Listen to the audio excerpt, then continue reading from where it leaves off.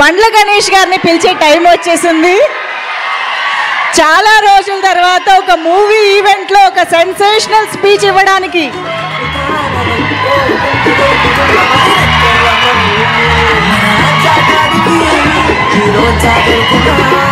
అందరికీ నమస్కారం. ఒక 7-8 సంవత్సరాల తర్వాత నాకు కిక్కినిచ్చిన సినిమా ఈ లిటిల్ హార్ట్స్. భగవంతుడు సాక్షిగా చెప్తున్నాను, లిటిల్ హార్ట్స్ సినిమా ముందు ఈ అబ్బాయి పోస్టర్ కూడా నేను ఎప్పుడు చూడలేదు. ఈ అబ్బాయి ఇట్లా యూట్యూబ్ తిప్పుతుంటే మా అమ్మ నాన్న తిరుపతి తీసుకెళ్ళాలనుకుంటే నాకు పెద్ద టూరు, అట్లాంటి ఫారెన్ తీసుకెళ్ళాను కానీ ఆగిపోయాను. ఎందుకంటే నన్ను అమ్మ నాన్న లవ్ చేసేవాడంటే నాకు అంత ఇష్టం, అక్కడ ఆగిపోయాను. సినిమా ఇండస్ట్రీ కష్టాలు, కన్నీళ్ళు, బాధలు అన్నీ ప్రిపేర్ అయ్యి రావాలి. ఎవరో కొన్ని 100 కోట్లకు ఒక ఆయన ఉంటాడు, ఒక స్టార్ కామెడీ కొడుకుగా పుడతాడు, ఒక మెగాస్టార్గా బామ్మర్తిగా ఉంటాడు, ఒక ఐకాన్ స్టార్కి తండ్రిగా ఉంటాడు. అట్లా ఒక 100 కోట్ల కూడా ఉంటాడు. అందరూ అట్లా ఉండలేరు, మన అందరూ కష్టపడాల్సిందే తప్పదు. అట్లా ఎప్పుడు కాలు మీద కాలు వేసుకుంటాడు. ఆయన ఎవరికి అందుబాటులో ఉంటాడు, ఆయన ఎవరు అనుకుని ఆయన అందుబాటులోకి వెళ్తారు. అది జీవితం అంటే. అంత మహర్జాతకు నా జీవితంలో నేను చూడలేదు, ఇక చూడను కూడా. అంత అట్లా ఆయన జీవితాన్ని అంత అద్భుతంగా ప్లాన్ చేసుకుని అల్లు అరవింద్ గారు ఇక్కడ రావటం, విజయ్ దేవరకొండ. విజయ్ గురించి ఒక మాట చెప్పాలి. వీళ్ళ ఫాదరు నేను రూమ్మేట్స్ని. ఒక 3 రోజులు మిస్ అయ్యాడు. ఏం గోవర్ధన్ అన్న రాలేదు అన్న, నా కొడుకు పుట్టాడు అన్నాడు. అది హీరో పుట్టాడా అన్న, మీ నాన్న చెక్ చేసుకో అన్నాను అనలేదా? విజయ్ అన్నాడా? అది గుర్తుపెట్టు. నా జీవితంతో నేను ఏదైనా అంటే అవుద్ది, నాకు అబక్కన అట్లా వస్తుంది. నేను అంత ఎమోషన్ పర్సన్ని. ఈ లిటిల్ హార్ట్స్ గురించి మాట్లాడతా. సరే, ఓజీ గురించి చెప్తాను ఒక నిమిషం. ఈ భారతదేశంలో ఉన్న కొంత కోట్ల మంది అభిమానులు, నేను ఒక అభిమాని. తిరుపతి దేవుడికి రోజుకు 1,00,000 మంది భక్తులు వచ్చి వెళ్తూ ఉంటారు. ఆ 1,00,000 మంది భక్తుల్లో కూడా నేను ఒకడిని. నేను ఒక్కడనే భక్తుడిని కాదు, నాలాంటి కోట్ల మంది భక్తుల్లో నేను ఒకడిని. మీలాగా నేను పూజిస్తాను, మీలాగా నేను ప్రేమిస్తాను. నేను మీలో ఒకడిని. మీకంటే నాకు ఎక్కువ క్వాలిఫికేషన్ లేదు. ఓజీ బ్లాక్ బాస్టర్ అవ్వాలని మీతో పాటు నేను కోరుకుంటున్నాను. అది తప్పకుండా బ్లాక్ బాస్టర్ అవుద్ది. అంతే. Thank you. ఈ సినిమా గురించి మాట్లాడతాను. చిన్న సినిమా చచ్చిపోయింది, మా ప్రస్థానంలో అంత్యక్రియలు చేద్దాం అనుకుంటున్న తెలుగు ఇండస్ట్రీలో కథతో తీస్తే సినిమా హిట్ అవుద్ది, బడ్జెట్తో కాదు నిరూపించింది లిటిల్ హార్ట్స్. 2.5 కోట్లతో సినిమా తీశారంటారు. ఇప్పుడే నితిన్నాను, మన సాయిని అడిగాను ఎంత బడ్జెట్ ఎల్గాట్ చేశారని. 2.5 కోట్లు అన్నారు. ఒక పెద్ద సినిమా షెడ్యూల్ వేసుకొని 3 రోజులు షూటింగ్ క్యాన్సిల్ అయితే 2.5 కోట్లు అవుతున్నాయి. ఈ రోజుల్లో 2.5 కోట్లతో 50 కోట్లు కలెక్ట్ చేసే సినిమా తీశారంటే hats off to Little Hearts team. మిమ్మల్ని చూసుకొని పెద్ద పెద్ద దర్శకులు, నిర్మాతలు ఇంగ్లీష్ లాటాడు సిగ్గుతో తలంచుకోవాల్సిన రోజు తీసుకొచ్చారు మీరు ఇండస్ట్రీకి. నిజంగా ఇక సినిమా చూడండి, చిన్న సినిమా చూడండి. పెద్ద హీరో 500 కోట్ల బడ్జెట్ ఉంటుంది తీస్తారన్న రోజుల్లో 2.5 కోట్లతో యావత్ తెలుగు ఇండస్ట్రీ, తెలుగు సినిమా, తెలుగు ప్రజలందరినీ థియేటర్కి పరిగెత్తించారు. నేను సినిమా థియేటర్కి వెళ్ళి దాదాపు 5-6 సంవత్సరాల నుంచి నేను ఒక థియేటర్ ఎగ్జిబిటర్గా, నా థియేటర్ కూడా నేను సినిమాకి వెళ్ళలేదు. ఈ మధ్య నాకు ఫస్ట్ డే సినిమా చూడాలనిపించింది, మిరాయి సినిమా. ఆ రోజు వెళ్ళాను. ఈ సినిమాను లవ్ చేశాను. ఇవాళే ఈ సినిమాకి ఫంక్షన్ రావాలని ఫిక్స్ అయ్యి వంశీని అడిగాను, వంశీ కొద్దిగా టికెట్ చెప్పా సినిమాకి వెళ్తానని. మా థియేటర్లో ఆడుతుంది, నాకు కుదరలేదమ్మా, క్షమించు. సినిమా చూస్తే దీని అమ్మ ఇది కదా సినిమా అంటే, ఇట్లా ఉండాలి కదా సినిమా అంటే. ఇది వాస్తవం, సినిమా కాదు. మా నాన్నకి నాకు జరిగిన స్టోరీ ఇదంతా.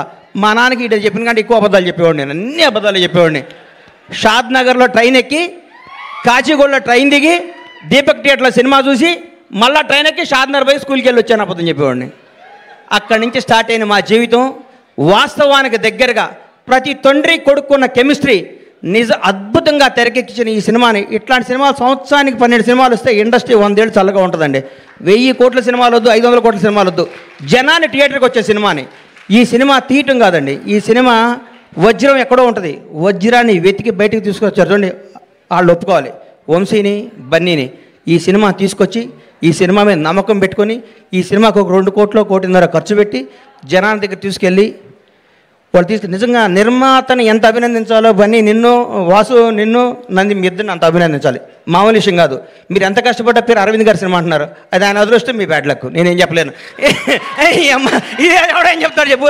ఆయన ఏమీ చేయరు. లాస్ట్ మినిట్లో వస్తారు, అంటారు, పేరు కొట్టేస్తాడు. ఆయన జాతకం అట్లాంటిది, మనం ఏం చేయాలి దానికి. దాని అది ఇట్లాంటి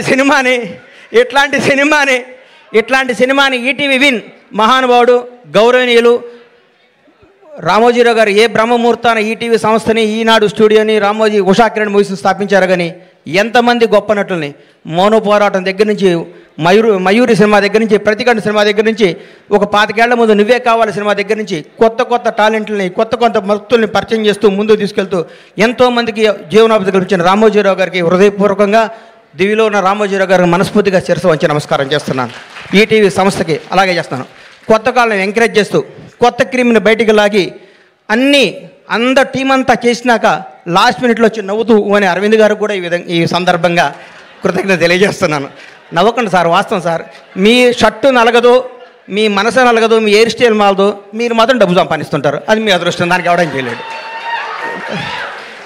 ఇలాంటి సినిమా తీసిన మౌళి నీకు మాట చెప్తున్నానమ్మా, ఈ 20 రోజులు జరిగిందంతా అబద్ధం, ఒక కల్పన, ఒక 3D అనుకో, కళ్ళజోడిది.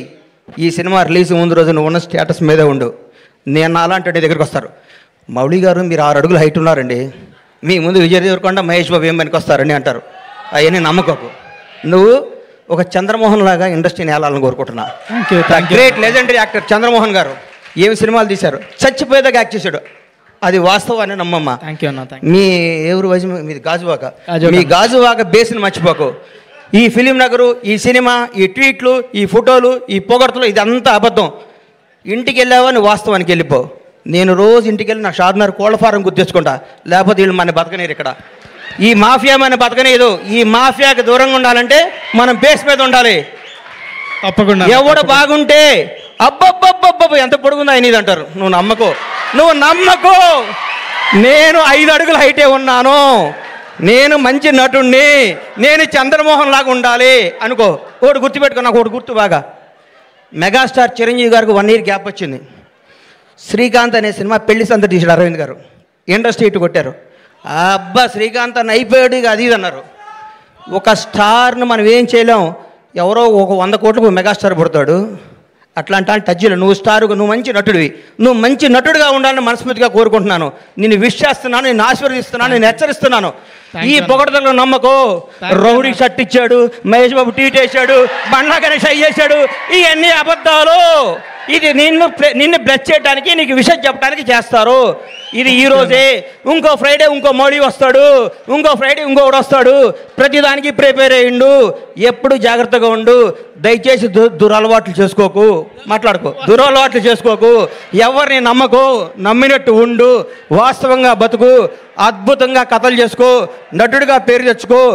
మీ అమ్మ నాన్న తలెత్తుకునే తిరిగే విధంగా, నీ బంధువులందరూ మౌళి మా ఫ్రెండ్ అని చెప్పుకునే విధంగా, ఇండస్ట్రీ అంతా నిన్ను చూసి ఆనందపడే విధంగా మనస్ఫూర్తిగా ఉండాలని కోరుకుంటూ, నన్ను ఈ ఫంక్షన్ తీసుకురావడానికి కారణమైన మిత్రుడు బన్నీవాసు, వంశీ నందిపాటికి, ఈటీవీ వినివారందరికీ కృతజ్ఞతలు తెలియజేసుకుంటూ, ఇలాంటి సినిమాలు మీరు ఆశీర్వదించాలి, థియేటర్కి రావాలి, చిన్న సినిమాలు బతకాలి, చిన్న సినిమాలు బ్లాక్ బాస్టర్ కొట్టాలి.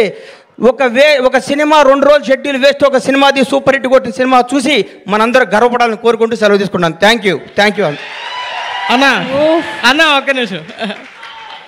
హిట్ కొట్టిన తర్వాత షర్ట్ మారుతుంది, ప్యాంటు మారుతుంది, కానీ లోపల మౌలి అలాగే ఉంటాడు అన్న. అదే మారదు. Thank you.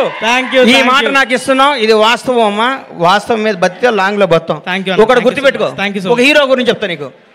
వాస్తవానికి దగ్గరగా ఉండే ప్రతిరోజు అల్లు అర్జున్తో నేను సినిమా తీసా. సాయంత్రం పడుకునే ముందు అనుకుంటాం, ఈ ప్రపంచంలో ఈ బన్నీకి నేను తప్ప ఎవడో క్లోజ్ కాదుకుంటాం. అల్లి మనకి సన్ రైజ్కి మళ్ళీ మారిపోతుంది పరిస్థితి. ఆ రోజు ఫ్రెష్గా చూస్తాడు. అల్లు అర్జున్లా బతుకు, టాలెంట్నే నమ్ము, టాలెంట్నే ఎంకరేజ్ చేయి. ఇక్కడ ఎవడో రిలేషన్ కాదు, నీ టాలెంటే నీ బంధువు, నీ టాలెంటే నీ success. All the best. Thank you. Oh, that is Bandla Ganesh garu for you all.